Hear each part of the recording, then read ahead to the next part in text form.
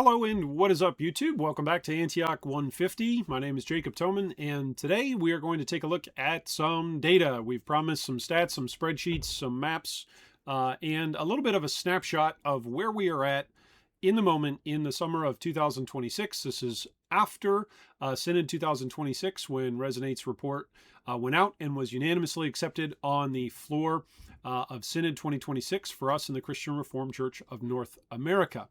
So as we are tracking things and thinking about church plants and how we're working and praying and fasting and making efforts towards planting 150 new worshiping communities by 2031, I think it's a good time for us, and from time to time we'll do this through different mechanisms, but just to evaluate, okay, where are we at? What is the current lay of the land, as it were, with our church planting efforts in the moment? Like, if we want to get to 150 by 2031, where are we at right now, and kind of what has been the history of the CRCNA in terms of church planting? Some quick facts headed your way. Really quickly, there's 909 churches that are listed in what we call the yearbook. That is our public registry of churches that are affiliated with the Christian Reformed Church. Please note, in this image that we're showing here on the screen, this does not include one of our churches in Guam and one of our churches in Mexico. You'll notice that this is a very Canada and US oriented church planting regional map. It also does not include any of the other Central American nations where maybe we want to think about potentially expanding into as the Christian Reformed Church of North America. But that's a whole other segment and a whole other topic for a whole other day. Today we're looking at where we're at. So giving you the long form answers up front, and then I'll show you how we got here.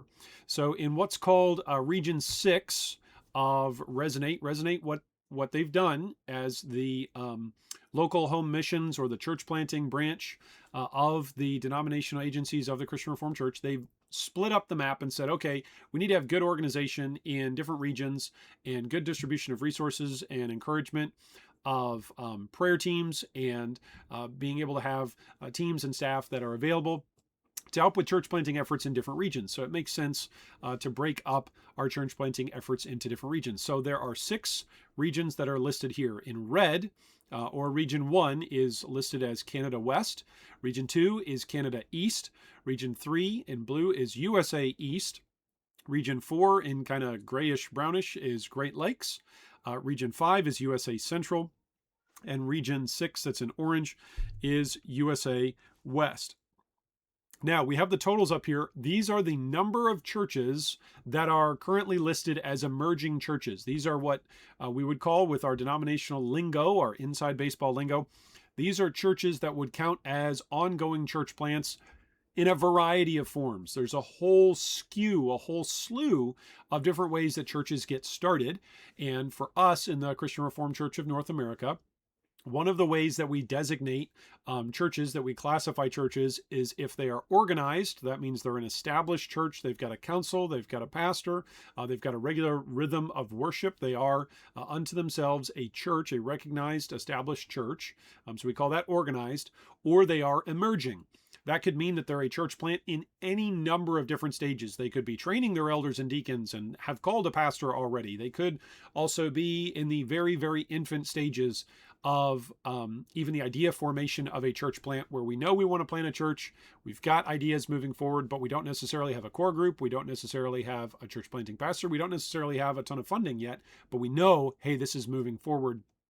So we're going to list it for our denominational support, our denominational prayer, and our efforts moving forward. That's called an emerging church. So in each of these regions, these are the numbers of churches that are currently, as of the data that I've got that's available from the denomination, from our yearbook, in July of 2026. In Region 1, we've got 8 emerging churches. In Region 2, we've got 9 emerging churches.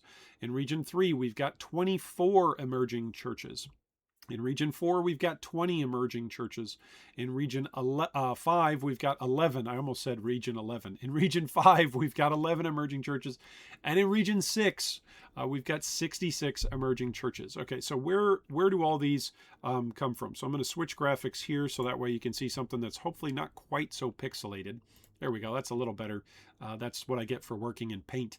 But anyway, so here's regions and classes. Okay, so this is publicly available from the CRCNA website and from Resonate's public-facing data that's available. This is their breakdown of these different regions. Now you'll notice there's a lot of different regions and a lot of different provinces and states that are covered by these regions. Sometimes regions are larger, sometimes regions are smaller. Some of that has to do with administrative breaking up of regions due to the number of churches that are in each of these regions. But a lot of these regions cover a lot of ground. For instance, USA West, it covers both half of Texas and all of Alaska, whereas Canada East, that covers everything from Toronto to Prince Edward Island to just everything over there on the East Coast. Canada West, I mean, it's just huge, right? It's huge. These regions alone are larger than many countries around the world, right? So there's quite a bit of geographic challenge, which also means geographic opportunity. Whenever we talk about challenge in church planting, we need to think about opportunity. So there's a lot of different challenges, but also opportunities in navigating, in administrating, in helping support the church planters and the churches themselves as they're navigating issues and moving along on a track and on a journey of church planting together, sharing who Jesus is and why he matters, and worshiping him and forming together into a worshiping community and inviting others and sharing the gospel with others and discipling and seeing new baptisms, all of these things. There's quite a bit of support that's needed. Yes, financially, we can think of that. That's kind of like the number one thing that we all think of when we think of church planting in terms of support. But there's a lot more than just finances that are going on here, including prayer and fasting, like we talk about here on the channel pretty much whenever we get the opportunity to mention it at the very least, is that all of this work has to be done with prayer and fasting if this work is to be done in a way that's pleasing to the Lord. So with that said, this gives you a little bit of lingo and a little bit of geographic background as to what's going on in the Christian Reformed Church in North America in terms of our church planting. Now, where did we get all of these numbers from? All right, so time to go to the spreadsheet. I promise you spreadsheets. Here are spreadsheets. So this is a spreadsheet that includes, here we go, we'll move this over a little bit. This is a spreadsheet that includes 130 plus, the 138, I think, emerging churches. You might even recognize some of your church names on here. 138 different churches that are listed right now on the CRCNA yearbook as of this year as an emerging church. So right now, that is our starting point for 2026.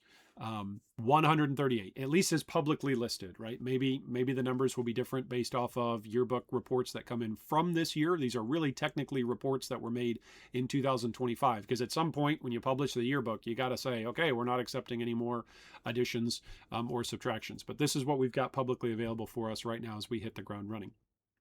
So we populated each of these particular churches in their region corresponding. Hopefully I didn't make too many mistakes as we were going along, but simply looked along at the classes list that was provided with the document from Resonate. So we simply looked at the classes list, we searched, and we compared the 138 churches based off of the classes that they are reporting to, put them into their region, assigned them with a region number and color, and then we simply totaled the numbers from there. So what is all this data for? How do we actually use this data? How is this data helpful to us as we pray through and as we think through together what God is doing? Well, I'll remind you here that there are different regions and classes that are at work in this work here together. It's not just a your classes thing. It's not just a my classes thing. This is a all of us classes together thing. It's also important to note that not necessarily every classes at the moment has an emerging church. We have 138 churches right now that are categorized as emerging, but not every single one of our classes is represented. Now, on the one hand, Synod's report from 2026 from Resonate is an encouragement for us to aim to be a whole denomination that church plants on a regular basis, that we are a multiplying denomination. That means every classis has got to buy in. The average numbers, if you just run the numbers of 150 churches planted by the year 2031, would mean that 49 different classes would have a little over, on average, of 3 new church plants planted inside those classes over the next 5 years.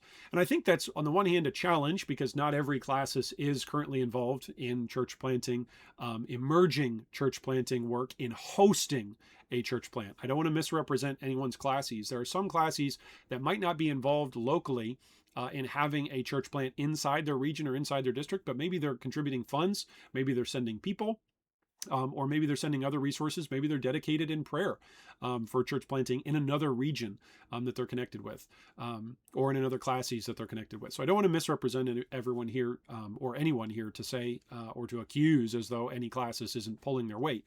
I just want us to recognize at the moment we are not a denomination where all 49 of our classes each have church planting work going on across the board, right? We're not all averaging 3 new churches over the course of 5 years. Otherwise, we would be much higher than just 138 emerging churches right now.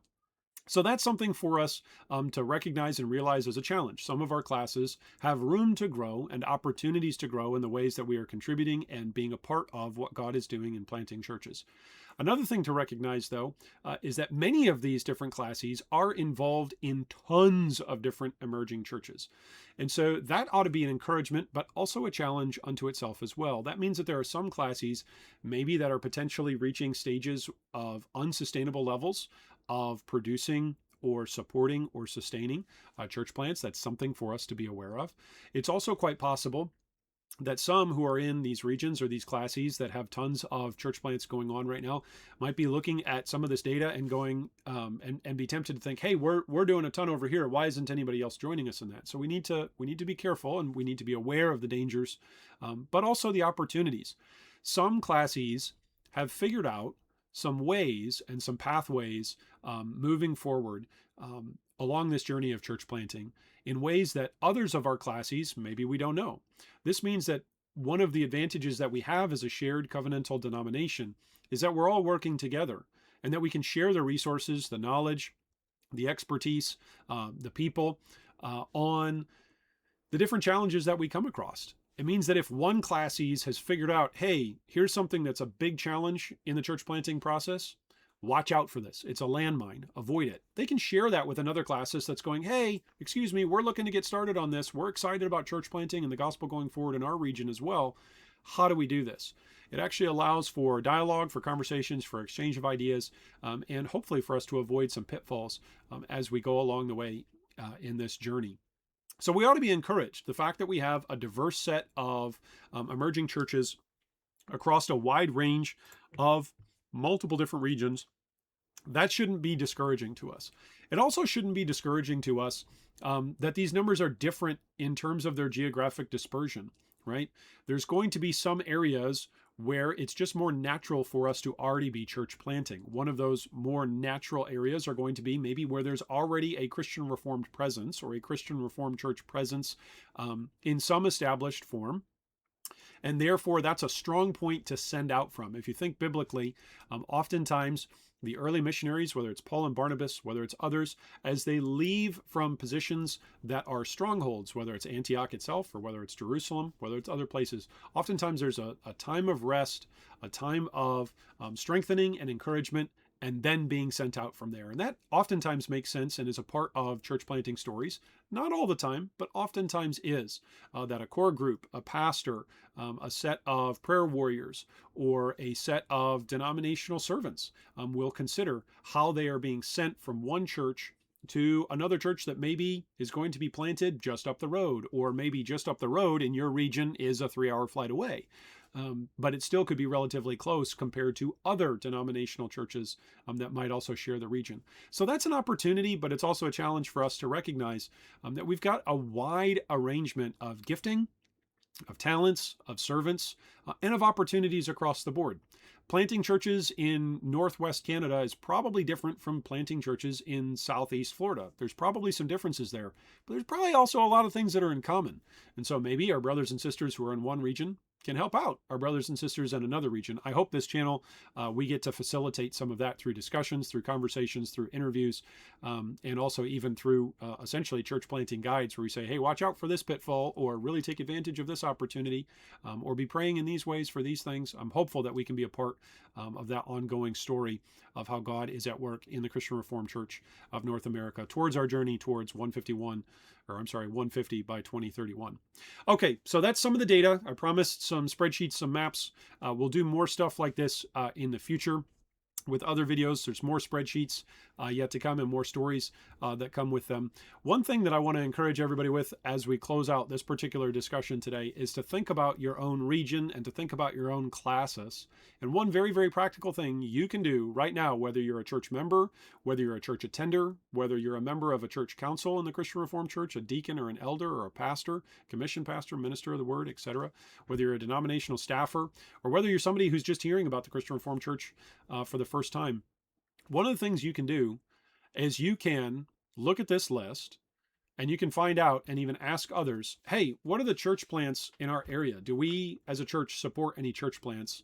And then you personally can start praying for those church plants. God, would you strengthen the people who are working and hard at work at the task of planting churches? God, would you send new unbelievers to meet and build relationships with those who are seeking to plant a new church in this region that you've gotten to learn about? Would you allow for the gospel to go forward and for gospel relationships to flourish and for God's people to gather together and for worship to begin and for discipleship to continue? You can pray for all these things right now. You've got the resources, you've got the tools, we've got the maps, we've got the data, and so we can deploy it by setting these things before our King, knowing that our great God hears our prayers. So thanks so much for joining us for today's discussion. I look forward to catching you in the next one.